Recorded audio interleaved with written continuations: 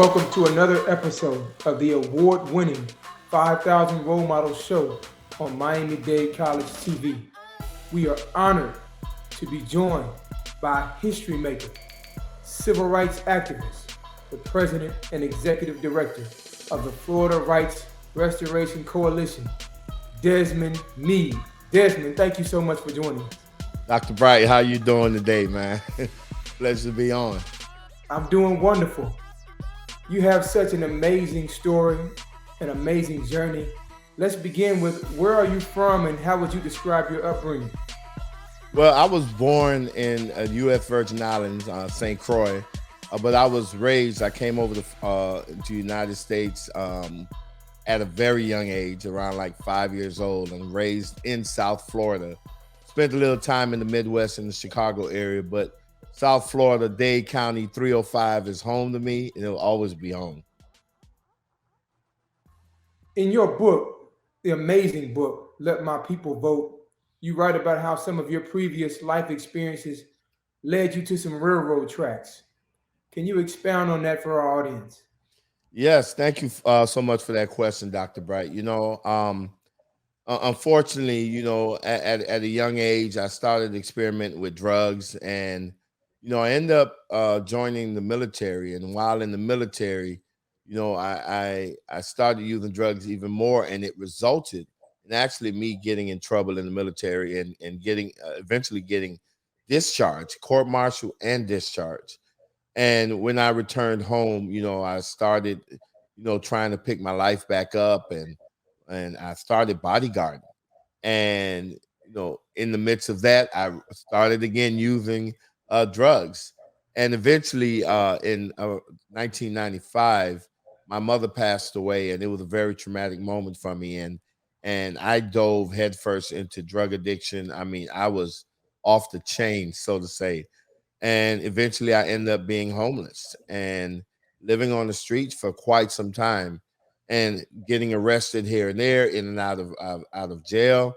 And then eventually, in around probably 1999 to 2000, I got arrested and I was charged with possession of a firearm by a convicted felon. um After serving a little time there, I came back home and went right back to using drugs and being homeless. And this time it eventually led me to some railroad tracks in August of 2005. And I found myself standing in front of railroad tracks waiting on a train to come so I can jump in front of it. At that time, I was at my lowest. I didn't have a job. I was unemployed, recently released from prison, all right, and addicted to crack cocaine. And, I didn't see any light at the end of the tunnel. And I was ready to end my life. But thank God the train never came. And eventually crossed those tracks, walked a few blocks further, checked myself into drug treatment. And, after drug treatment, I moved into a homeless shelter, and I enrolled at Miami-Dade College, Wilson campus, because I wanted to do something to not use drugs again, something to raise my self-esteem. And so I enrolled in the paralegal program and graduated with, at the top of the class. And my professors encouraged me to continue my education. So I pursued a bachelor's in public safety management with a concentration in criminal justice. And I ended up graduating with highest honors again. And eventually I was accepted into law school at FIU College of Law. And in May of 2014, I graduated with a law degree. That's awesome. And as fate would have it, we're on Miami-Dade College television. And I know that some of the student leadership positions that you were engaged in while you were a student at Miami-Dade College were pivotal. Can you talk about those experiences? Yes, I think Miami-Dade College, that experience was a very defining experience for me. When I could tell you, Dr. Bright, when I first enrolled in Miami-Dade College, I was like so appreciative of the opportunity that I had because, prior to that, I thought I couldn't go to college. I'm no, I've been in jail and prison before, a recovering addict. I didn't think any colleges and universities wanted me, but I didn't realize at the time that what Miami-Dade College was an institution that served as an oasis of hope for an opportunity for people in the community. And when I enrolled and they accepted me, and man, let me tell you, I dove into my books because I didn't want anybody to come to me later on and say I didn't belong here. But at Miami-Dade as a student, I had an opportunity to develop, be a part of student organizations. I even started one while I was there called the Society of Law and Community Service, and that was formed out of in the paralegal department. But ran across amazing people. Matter of fact, some of the greatest change makers out there today came through Miami Dade, and so I guess you could say it's like an incubator for people that's destined to do great things. You tell the story in your book about a trip to Tallahassee that you made with some of those student leaders, and they eventually became big advocates and led to the Dream Act and some of the other measures that came out of the Obama administration.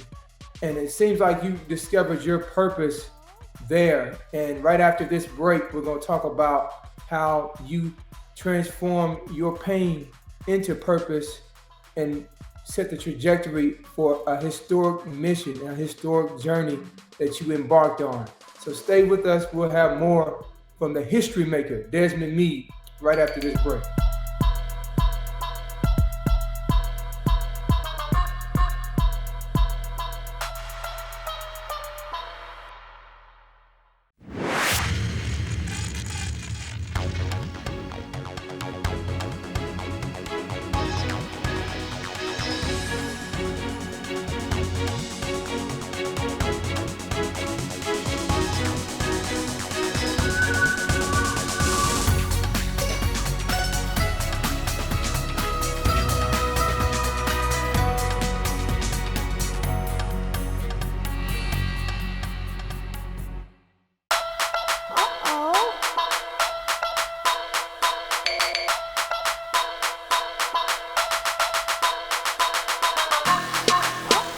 We are back with the President and Executive Director of the Florida Rights Restoration Coalition, Desmond Meade.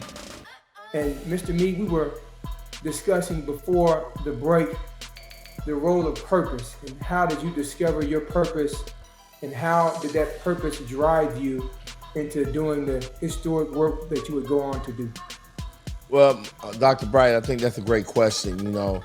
And I could say that it was a chain of events that happened like after I crossed the railroad tracks, really stopping and thinking about if I would have died that day, how many people would come to my funeral. And that question caused me to really think hard about, what have I been doing with my life, and it just so happened that Rosa Parks had passed away later on that year, and I was really inspired, and believe it or not, to actually have a big funeral. I wanted to feel as if I made some type of contribution to society, and people were appreciative of that.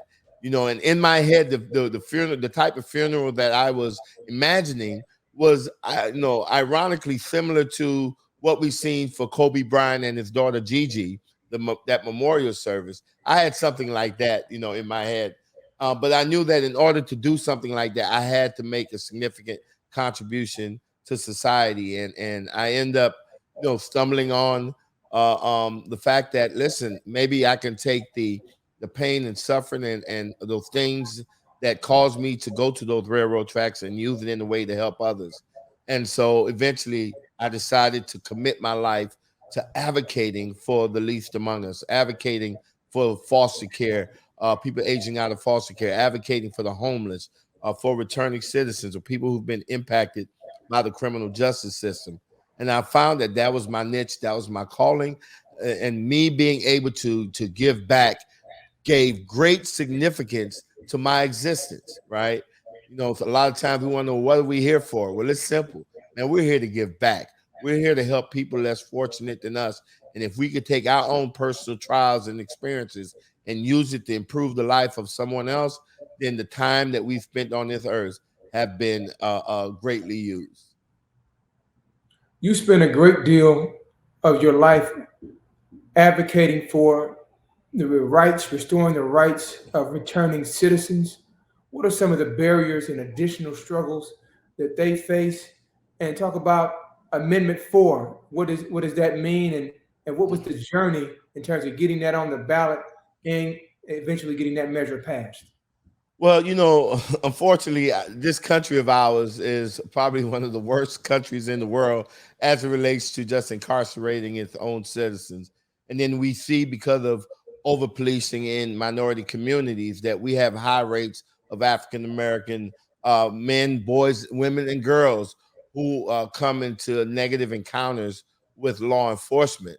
And unfortunately, once a person is convicted, they face so many collateral consequences, right? And things about having it uh, uh, become difficult for them to find housing, to find employment.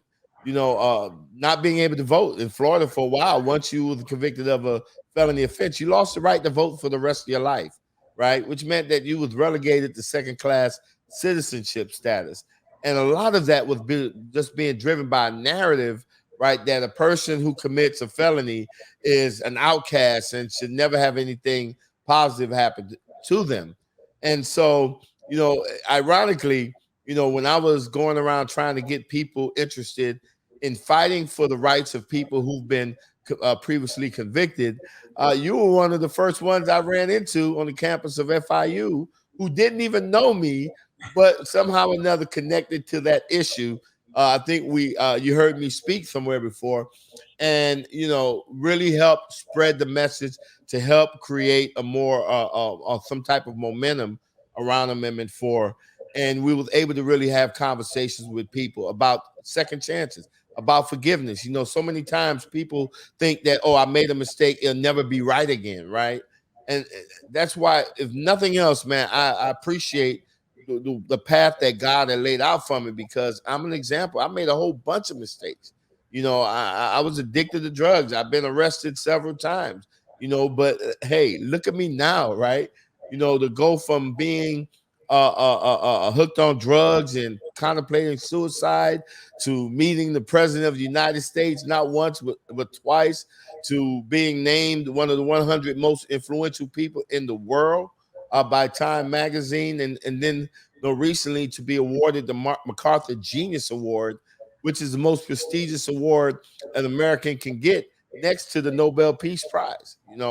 And I'm nothing. I'm just an ordinary guy who made some mistakes early on in his life, but show the world and anyone that's listening or watching that, man, we can overcome our obstacles. We can get through them, right? And in getting through them, we can make not only our lives, but the lives of people in our community, in our state, in our country, or even the world a much better place.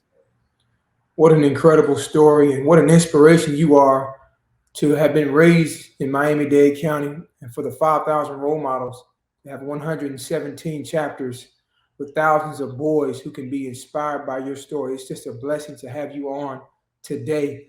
What is Amendment 4, and what did that mean, the passage of it? Well, first of all, let me make sure I give a shout out to any of the mentees in the 500 role models who's coming out of Miami Edison Senior High. Huge shout out to them. But no, Amendment 4, man, let me tell you, Amendment 4 represents, the defeat of one of the last remaining Jim Crow laws that's been out, in our community for quite some time. We know that, after the slaves were freed, these Jim Crow laws was created specifically to minimize the impact that the recent release enslaved people would have politically. And they found ways to intimidate people. They found ways to make it difficult, whether it's requiring people pay poll taxes before they can vote, literacy tests before they can register to vote, and just outright, incarcerating people and stripping them of the right to vote. And Amendment 4, what it did was it knocked down that last remaining Jim Crow law that basically disenfranchised people for life for being convicted of a felony offense. And so we led a constitutional amendment. We changed the Constitution, right? We didn't go and beg a politician. We went and took matters into our own hands and organize citizens all across this great state. And over 5.1 million of them voted yes for Amendment 4. And now people who may have committed crimes in the past, whenever they're through with their sentence, right, they have the right to register to vote and be a part of our democracy. A true David versus Goliath story. What would be your final words of advice, Desmond, to the thousands of 5,000 role model students and their supporters in the community about overcoming adversity, about living in their purpose, about responding to God's call on their life? Well, let me tell you, I used to say to take the word impossible out of your vocabulary because nothing is impossible when you have God on your side, right? And that if a person like me, who went from a crackhead to being where I am now can do it, then that means that, man, there's no obstacle that you're facing that you cannot overcome. But now I tell people, don't take the word impossible out of your vocabulary. Just recharacterize it, right? So now, impossible really means that I'm possible, right? And that means that, man, that there's nothing. If you dedicate your life to giving back to others, to serving others, if you dedicate your life to leading with love and let love be in that guiding force, right? I promise you that there is nothing that you cannot achieve. And so I want to dare each and every one of you all to dream the grandest dreams that you could possibly dream. Do not limit your dreams. Do not limit your reality, because you have what it takes within you to reach the highest heights that's out there, to surpass even the work that I've done. But there could be someone listening right now or watching right now who could very well be the next president of the United States, or maybe even something greater than that. And so don't limit your dreams, and know that all things are possible because you're possible. You are possible. We are possible. We are unlimited. We are 5,000. Thank you so much, Desmond Meade, for joining us today. What an incredible blessing it was to have you on the program. Thank you so much, Dr. Bright. Always a pleasure to see you, man.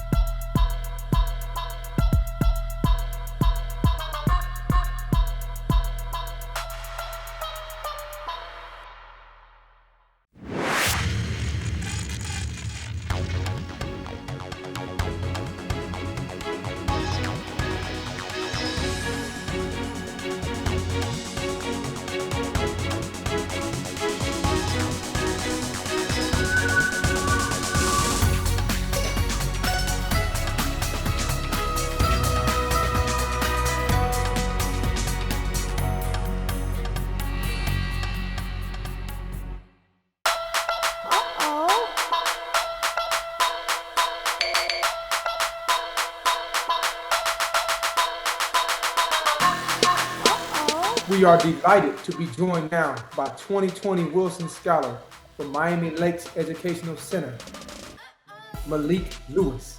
Thank you so much for joining us, Malik. Thank you, Dr. Bright. Thank you, 5,000 Role Models, for having me. Pleasure to be here always. Malik, you're now a sophomore at Syracuse University. How has your transition to higher education been? It's been a transition. High school prepared me because I took high school serious and I didn't play with it. And 5,000 Role Models taught me to take these positions to make sure that I'm taking academics seriously, because academics is what's going to get you to these great places and these new heights. And so it's something that I'm enjoying. I'm taking rigorous classes because, it is a private institution. It is very hard classes, but I'm loving it. I'm enjoying it, and I'm challenging myself to be 1% better every single day. Talk about some of your experiences with the 5,000 Role Models there at Miami Lakes Educational Center. And you were, in particular, the president of the chapter there. How did that prepare you for what you're doing now? Yes, sir. Thank you. So, got to give a shout out to Mr. O'Brien, which is the leader of that chapter, right? And I was just, I guess you could say the coach on the field. But, Mr. O'Brien and of course other mentors as well guided me to take that leadership position and take it with pride and understand that it's really a service to give to others. So I was in the presidential position from my sophomore year, vice president, junior, senior year president. And so I was leading people who were older than me.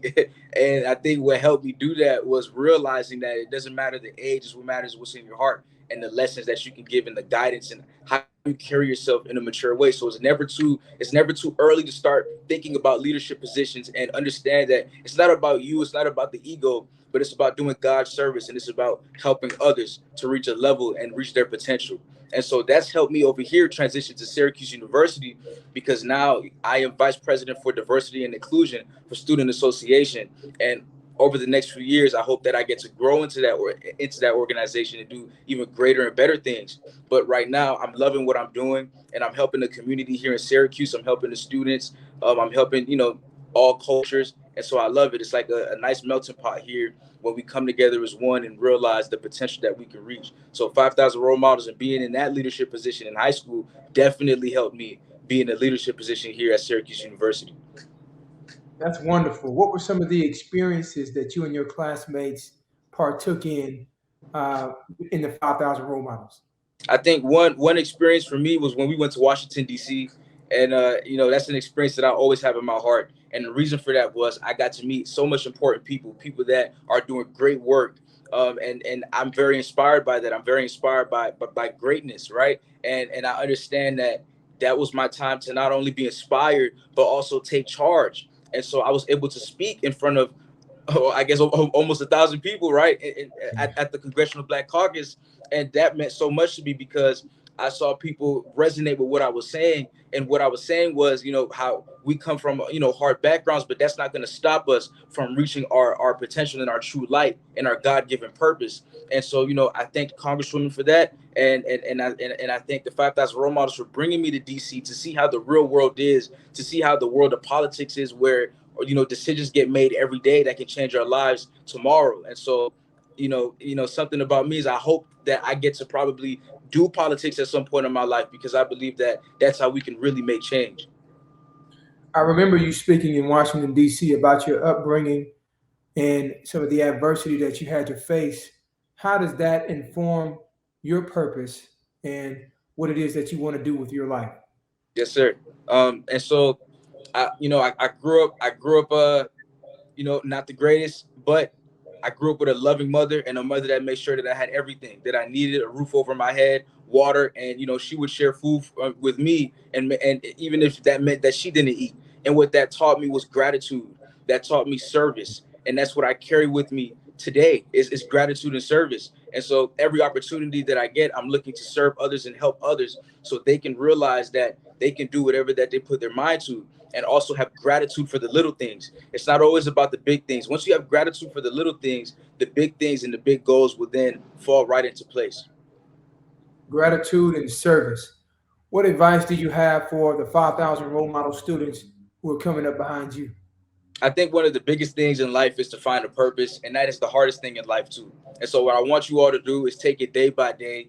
I want you to understand that you are already a winner. You're part of an organization that will never leave you behind. You're part of a family. You're part of a brotherhood. I want you to network and do what I did. Never be afraid to be in the front. Never be afraid to know when to take a back seat. Never be afraid to speak up for what you believe in, and never be afraid to take leadership positions, because when you do things like that, you realize you're already a leader. When you do things like that, you realize you already have a greatness within you. And so all you have to do now is just show.